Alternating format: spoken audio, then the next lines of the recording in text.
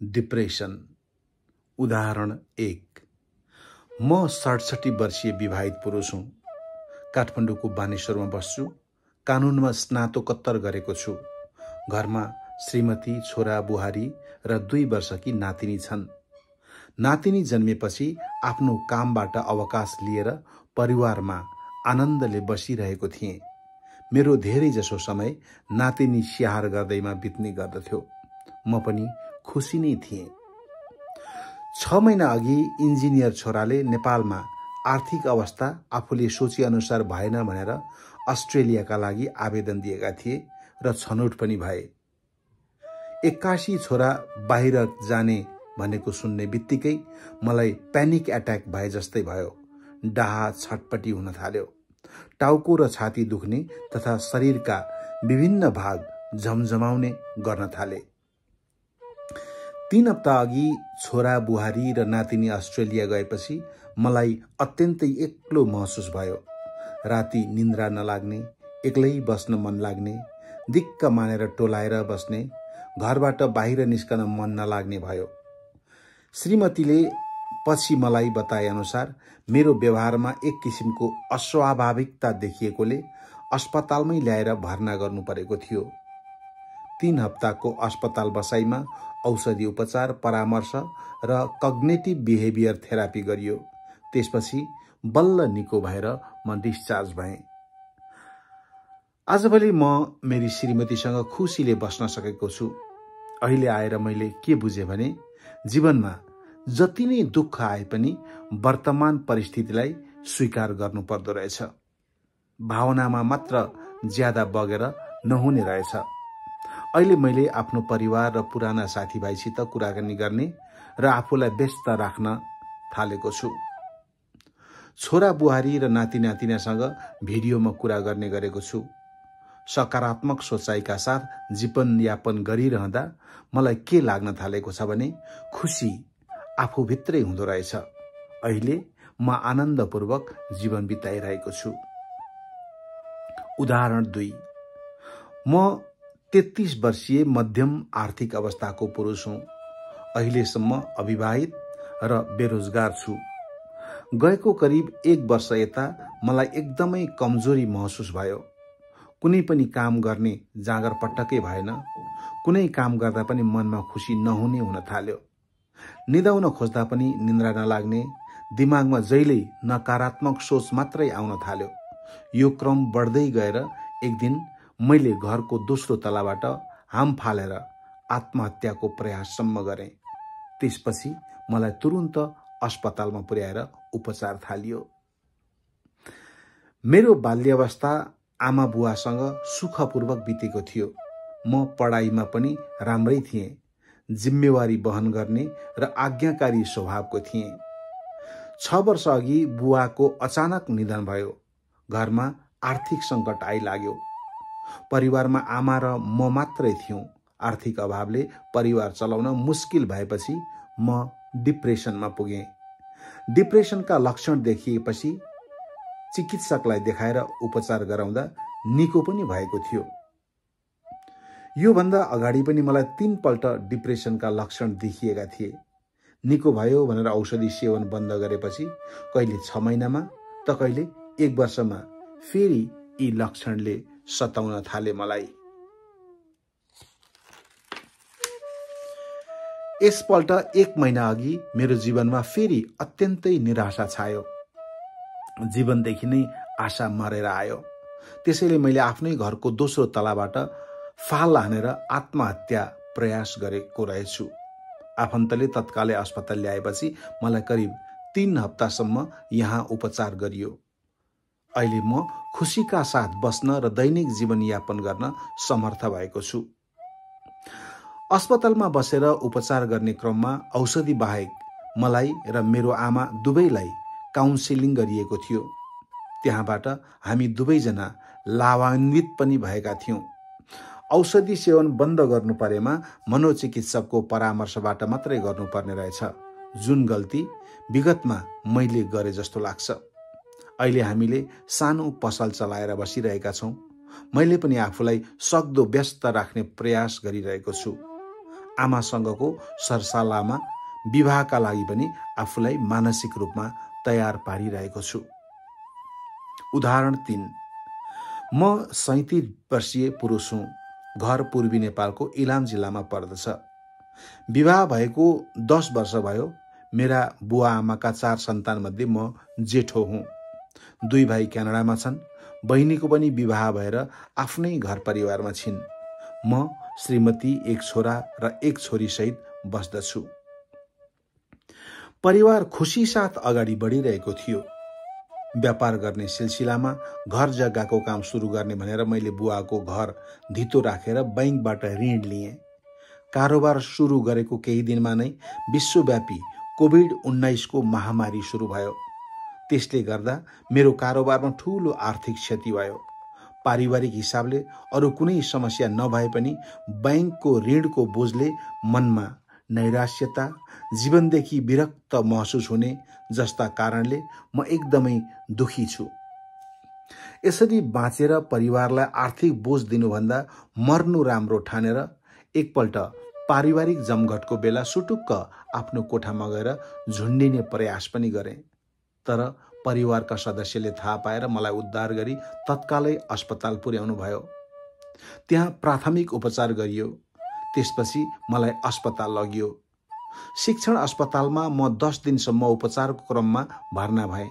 त्यस अवधिमा औषधि उपचार तथा काउन्सिलिङबाट ममा नैराश्यताका लक्षण बिस्तारै कम हुँदै गए। अस्पतालमा मेरी श्रीमतीलाई पनि सँगै राखेर काउन्सिलिङ गराइएको थियो। औषधिको नियमित सेवन, पारिवारिक सहयोग र स्वस्थ जीवनशैली अपनाएका कारण अहिले मलाई आफू स्वस्थ भएको महसुस भइरहेको छ। पछिसम्म पनि चिकित्सकसँग नियमित फलोअप गराउँदै थिएँ। करिब 6 महिनापछि उहाँले औषधि पनि रोकिदिनु भयो। अहिले म आफ्नो व्यवसायमा फर्केर सामान्य जीवनयापन गरिरहेको छु। के हो डिप्रेसन? डिप्रेसन विश्व स्वास्थ्य संगठनले संसारभरि नै उपचार र रोकथामका लागि प्राथमिकतामा राखेको स्वास्थ्य समस्या हो। हरेक देशले यो समस्याको निराकरणका लागि आवश्यक बजेट, दक्ष जनशक्ति, सर्वसाधारणको पहुँच र यो रोगप्रति जनमानसमा व्याप्त भ्रम निराकरण गर्न पहल गर्नु जरुरी छ। यो रोगको निराकरण गर्न विश्वव्यापी रूपमा जनचेतना, पब्लिक अवेयरनेसको थालनीलाई प्राथमिकताका साथ राख्नुपर्छ। किनभने डिप्रेसनलाई लिएर जनमानसमा केही भ्रम पनि रहेको पाइन्छ। उदाहरणका लागि कतिपयले यो कडा र निको नहुने रोग हो भन्ने ठान्छन् भने कतिले यसलाई जीवनभर औषधि सेवन गरिरहनु पर्ने रोगका रूपमा लिने गर्दछन्। कतिपयले डिप्रेसनको औषधिले निन्द्रा लगाई गर्छ भन्ने सोच्छन् त कतिले औषधि नै बानी बन्न जान्छ भन्ने विश्वास राख्दछन्। तर वास्तवमा यी सबै भ्रम हुन्। सत्य चाहिँ के हो भने डिप्रेसनको समयमै उपचार नगरे कहिलेकाहीँ यसबाट अपूरणीय क्षति हुने खालको परिणाम निस्कन सक्छ। यो उपचारबाट निको हुने रोग हो। वैज्ञानिक रूपमा प्रमाणित उपचार विधि उपलब्ध छन्। अहिलेको युगमा आएर सही समयमा सही अवधिको उपचार विधिले यो रोग निर्मूल बनाउन सकिन्छ। डिप्रेसनग्रस्त व्यक्तिलाई पनि स्वस्थ व्यक्ति सरह नै उसको व्यक्तिगत, पारिवारिक तथा सामाजिक जीवनमा सफलतापूर्वक फर्काउन सकिन्छ। माथिका उदाहरणबाट के थाहा हुन्छ भने डिप्रेसन जनसमुदायलाई प्राय हुने एक प्रकारको मानसिक रोग हो जुन धेरैलाई हुने गरेको पाइन्छ। यसलाई हामी दिगदारीपन वा उदासीपन पनि भन्न सक्छौं। विभिन्न प्रकारका मानसिक रोगमध्ये यो धेरैमा देखिने एउटा प्रमुख मानसिक समस्या हो। विश्वभरको जनसङ्ख्यामध्ये 5% यस्तो रोग हुने गर्छ। पुरुषको तुलनामा महिला यो समस्याबाट बढी पीडित छन्। करिब 15% डिप्रेसनका बिरामीको मृत्यु आत्महत्याका कारणले हुने गरेको छ। विश्व स्वास्थ्य संगठनको अध्ययन अनुसार मानिसलाई अशक्त अर्थात् डिजेबल बनाउने रोगमध्ये यो रोगले दोस्रो स्थान ओगटेको छ। विश्वमा करिब 20 सेकेन्डमा 1 जनाले र नेपालमा हरेक दिन करिब 20 जनाले आत्महत्या गर्छन्। यो तथ्याङ्क विश्व स्वास्थ्य संगठनको सन् 2020 को र गृह मन्त्रालयको सन् 2023 देखि 24 सम्मको हो, जसको 2/3 भन्दा बढी कारण डिप्रेसन नै रहेको पाइन्छ। डिप्रेसन हामीमध्ये जो कोहीलाई पनि हुन सक्छ। सामान्य उदासीपन वा दिगदारीपन हामी जो कसैको जिन्दगीमा पनि जुनसुकै बेला आउन सक्छ, तर दैनिक जीवनका विभिन्न प्रतिकूल अवस्थामा हुने क्षणिक दिगदारीपन र डिप्रेसनका लक्षण फरक हुन्छन्। यदि कसैलाई करिब 2 हप्ताभन्दा बढी समयसम्म लगातार डिप्रेसनका लक्षण देखिएका छन् र उसको दैनिक कार्य सम्पादनमा नकारात्मक प्रभाव परेको छ भने यस्तो अवस्थालाई सामान्य मान्न सकिन्न। यो रोग मस्तिष्कबाट उत्पादन हुने विभिन्न रासायनिक तत्त्व, विशेषतः सेरोटोनिन नामक रासायनिक तत्त्वको गडबडीले गर्दा हुन्छ।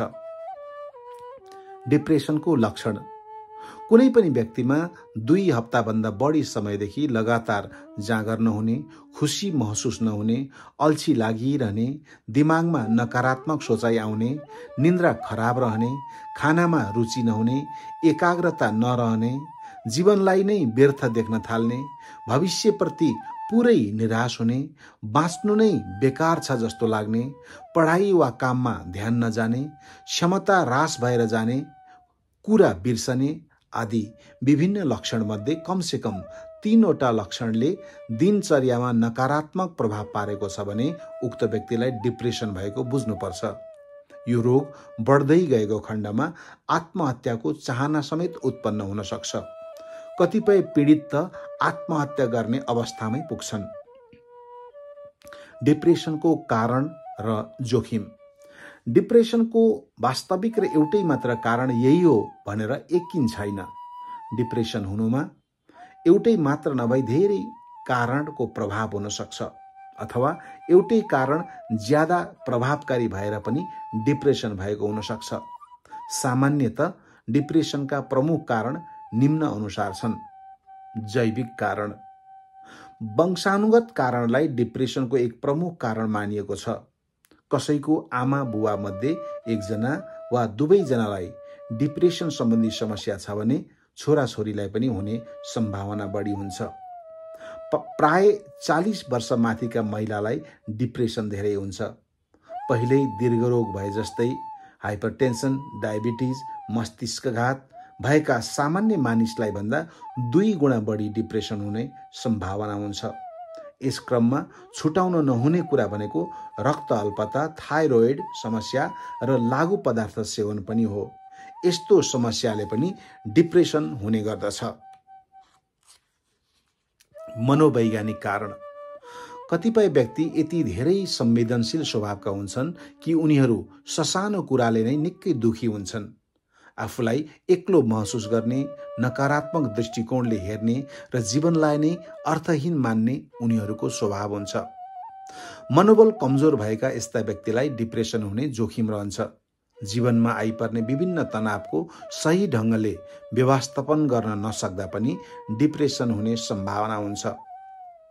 सामाजिक कारण: सामाजिक परिवेशका बाह्य तत्त्वहरू जस्तै वैवाहिक सम्बन्धमा खटपट, सम्बन्ध विच्छेद, शारीरिक तथा मानसिक हिंसा, दुर्व्यवहार, विभेद, द्वन्द्व, प्राकृतिक प्रकोप, बेरोजगारी, आर्थिक अभाव, नकारात्मक परिवेश आदिले पनि व्यक्तिलाई डिप्रेसनको अवस्थासम्म पुर्याउन सक्छ।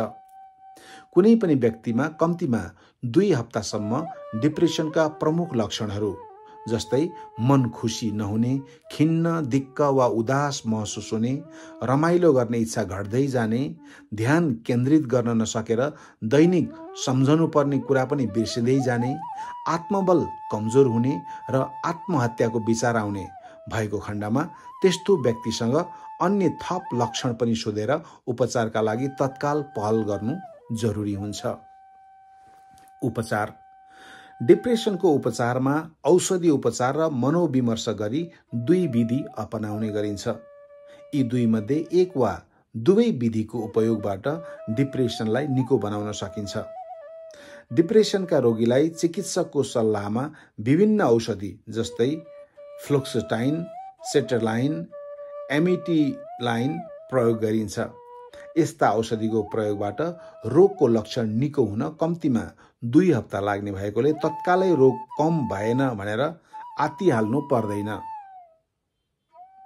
औषधि चलाएपछि कुनै नकारात्मक असर साइड इफेक्ट देखिए वा सहन गाह्रो भएमा चिकित्सकसँग तत्कालै परामर्श लिनुपर्दछ। यदि डिप्रेसन पहिलो पटक भएको हो भने 6 महिनादेखि 1 वर्षसम्म औषधि सेवन गर्नुपर्छ। निको भयो भन्दैमा बीचैमा औषधि छोडेको खण्डमा रोग बल्झिने सम्भावना बढी हुन्छ। त्यसरी रोग बल्झियो भने लामो समयसम्म व्यक्तिको दैनिक, सामाजिक र पारिवारिक जीवनमा नकारात्मक प्रभाव पर्ने हुँदा चिकित्सकको परामर्श नलिई औषधि छोड्नु हुँदैन। औषधि खाएको समयमा पनि आफ्नो दैनिक जिम्मेवारी वहन गरिरहनु राम्रो हुन्छ। डिप्रेसन हुने कारण बहुआयामिक हुने भएकाले औषधिसँगै मनोविमर्श पनि प्रभावकारी उपाय हो। यस अन्तर्गत मनोविमर्शकर्ताको सहयोगमा counselling, cognitive behaviour therapy, interpersonal psychotherapy, problem solving therapy इत्यादि लिन सकिन्छ। डिप्रेसन धेरैलाई हुने र जोसुकैलाई हुन सक्ने रोग भएकाले यसलाई किन ठूलो समस्या ठानेर कसैलाई नभन्ने, लुकाउने, भन्न धक मान्ने आदि गर्नु हुँदैन। रोगका लक्षण शरीरका बाहिरी अङ्गमा नदेखिने र व्यक्तिको मनको भावना कमजोर वा नकारात्मक सोचले गर्दा व्यवहारमा परिवर्तन हुने भएकाले पहिलो कुरा व्यक्ति आफैले आत्मबल बढाउनुपर्छ। सकारात्मक सोच र दैनिक काम नछोडी उपचारका लागि लाज वा गाह्रो नमानी अग्रसर हुनुपर्छ। आफैले आफ्नो ख्याल राख्ने। वास्तवमा डिप्रेसन मनस्थिति विकार अर्थात् मन कमजोर अर्थात् मुड डिसअर्डरको अवस्थाको समस्या हो। यसको सहज उपचार सम्भव छ, तर औषधि र मनोविमर्श बाहेक व्यक्ति आफैले आफ्नो ख्याल राख्न सके रोगबाट अझै छिटो र प्रभावकारी रूपमा मुक्त हुन सकिन्छ। त्यसका लागि निम्न कुरामा ध्यान दिनु जरुरी छ। शारीरिक रूपमा सक्रिय हुन प्रयास गर्ने, सुत्ने र उठ्ने समयको तालिका नियमित बनाउने, सकेसम्म राति 6 देखि 8 घण्टाको गहिरो निद्रा लिने, पहिले जे गर्दा आफूलाई रमाइलो लाग्थ्यो त्यस्ता कार्यलाई निरन्तरता दिने, मनपर्ने साथी तथा परिवारसँग समय बिताउन प्रयास गर्ने, कुराकानी गर्ने, त्यसैगरी दिनमा करिब 10 मिनेटदेखि आधा घण्टा नियमित रूपमा व्यायाम गर्ने, दिनहुँ सन्तुलित भोजन गर्ने, लागु औषध, मद्यपान र धूम्रपानले तनाव कम हुन्छ भन्ने ठानेर यस्ता पदार्थ सेवन नगर्ने, यसबाट समस्या घट्ने होइन उल्टै बढ्न सक्छ।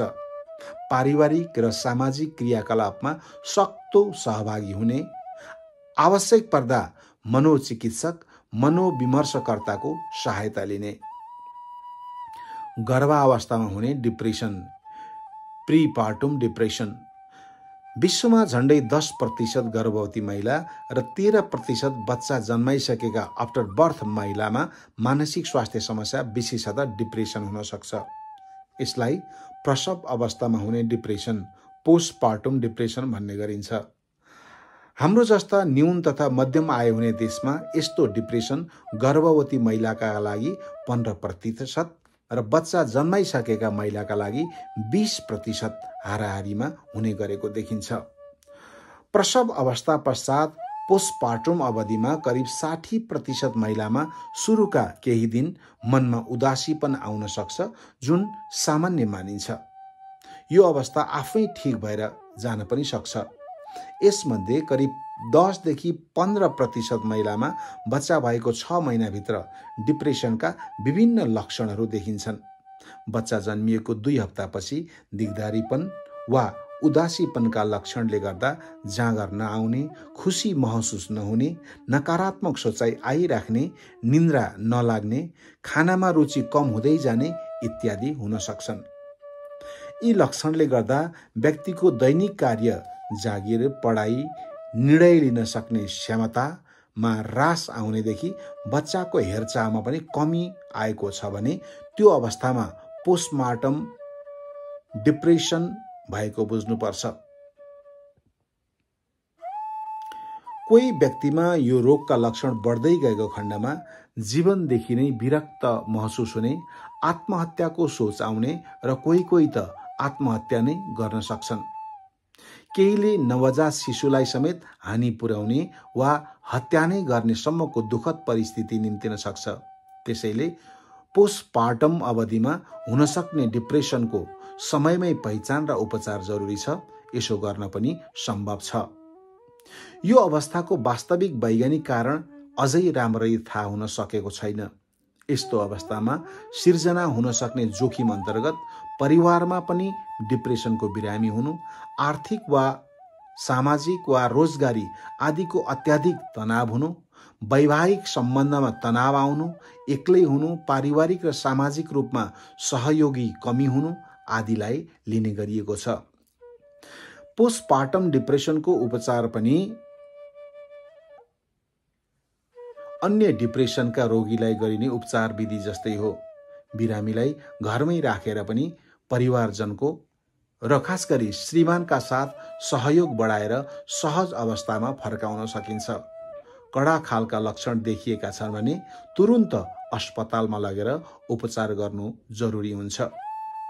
कम कडा खालको बिरामीलाई औषधि सेवन वा मनोपरामर्श विधिबाट उपचार गरिन्छ भने कडा लक्षण जस्तै आत्महत्याको सोचमा बिरामीलाई अस्पताल भर्ना गराई विद्युतीय उपचार विधि इलेक्ट्रोकन्भुल्सिभ थेरापीको माध्यमबाट पनि उपचार आवश्यक पर्न सक्छ। सही तरिकाले करिब 90% भन्दा बढीलाई निको बनाउन सकिन्छ। महिलामा हुने यो विशेष किसिमको डिप्रेसनको प्रतिकूल प्रभाव उनको बच्चाको स्वास्थ्यमा पर्न सक्छ। राम्ररी उपचार नगरिए बेला बेलामा यो रोग बल्झिन सक्छ। तनावमा परेर श्रीमानलाई पनि डिप्रेसन हुन सक्छ। बच्चा बढी रुने, नखाने, नसुत्ने भएर उनीहरूको शारीरिक तथा मानसिक विकासमा पनि असर पुग्न सक्छ। तसर्थ आफ्नो मानसिक स्वास्थ्यलाई उच्च प्राथमिकतामा राख्नु जरुरी छ।